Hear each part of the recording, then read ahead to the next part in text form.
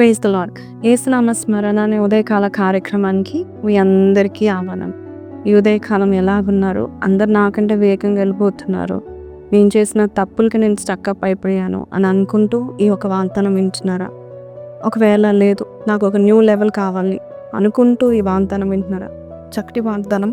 ద్వితీయోపదేశకాండం 31:6 భయపడకుడి, వారిని చూచి దిగులు పడకుడి, నీతో కూడా వచ్చువాడు నీ దేవుడైన యెహోవాయే, ఆయన నిన్ను విడువడు, ఎన్నడు ఎడపాయడు.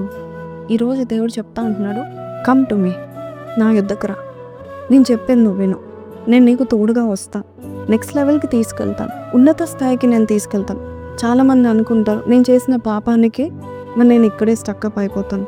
సాతాను చెప్తా ఉంటాడు, నీకు ప్రోగ్రెస్ లేదు, ఇంకా నువ్వు ముందుకు వెళ్ళలేదు, ఇంకా నువ్వు గత చేసిన పాపాలకి చూడు, నీ పక్కనున్న వారు 5 ఏళ్లలో ఎంత ఉన్నతంగా వెళ్ళిపోయారు. 5 years 6 yearsలో నువ్వు ఇంకా స్టక్అప్లోనే ఉన్నావు. 10 ఏళ్ళు అయిపోయింది, ఇంకా అదే బిజినెస్లో లేక అదే జాబ్లో స్టక్ అయిపోయి ఉన్నావు, అదే శాలరీతో స్టక్అప్ అయిపోయి ఉన్నావు. దేవుడు ఖచ్చితంగా నేను మార్చలేడు అని సాతానుడు కన్ఫ్యూజ్ చేస్తూ ఉంటున్నాడేమో. ఈరోజు దేవుని ఒక వాగ్దానం పట్టుకో, భయపడకు, ఎవరిని చూసి భయపడకు. నీకంటే ముందుగా వెళ్ళే వారిని కావచ్చు, లేక నీకంటే ఫాస్ట్గా పరిగెత్తేవారు ఉండవచ్చేమో, కానీ దేవుడు అంటున్నాడు, సింహములు కనపడిన మరి ఎటువంటి గుర్రాన్ని నీకంటే వేగంగా వెళ్ళినా నేను నీకు తోడుగా ఉన్నాను, నీ మార్గంలో నేను ఉన్నానని దేవుడు చెప్తున్నాడు. చాలాసార్లు నువ్వు పాపం చేసినప్పుడు నువ్వు ఫెయిలియర్కి వెళ్ళిపోతావు ఖచ్చితంగా, కానీ మళ్ళొకసారి దేవుడు ఫెయిలియర్కి వెళ్ళిపోయిన వారిని దేవుడు ఒకటే పిలుస్తూ ఉన్నాడు, కమ్ టు మీ, నాకు వచ్చి నాకు చెప్పు, నీ ప్రాబ్లమ్స్ నేను సాల్వ్ చేస్తాను, మంచి మార్గం నేను తీసుకెళ్తాను.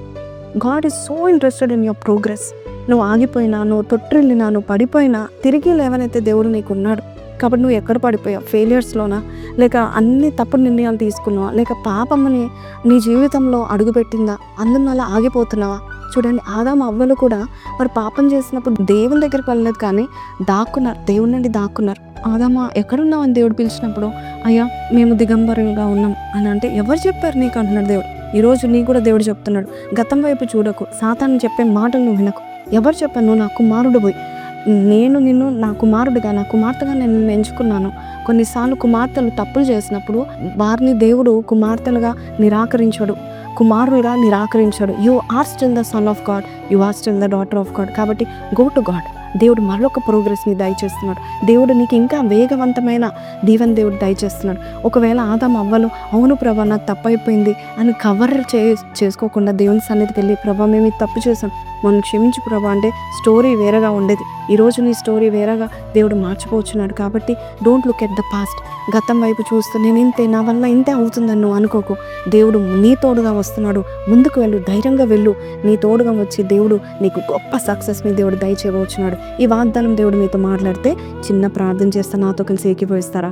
పరిశుద్ధుడా, మహోన్నతుడవు తండ్రి, సర్వశక్తి మంతుడవునైనా, పాపాలను క్షమించే దేవుడవునైనా, పాపిని ప్రేమించే దేవుడవు. ఈరోజు ఎవరైతే అయ్యో నేను స్టక్అప్ అయ్యా, అయ్యో నేను డిలే అయిపోతున్నా, అయ్యో నేను వెనుకకి వెళ్ళిపోతున్నాను, అందరూ నాకంటే ముందుకు వెళ్ళిపోతున్నారని బాధపడుతున్న వారి జీవితంలో వేగవంతంగా నువ్వు చేయబోచున్నందుకు నీకు వందన.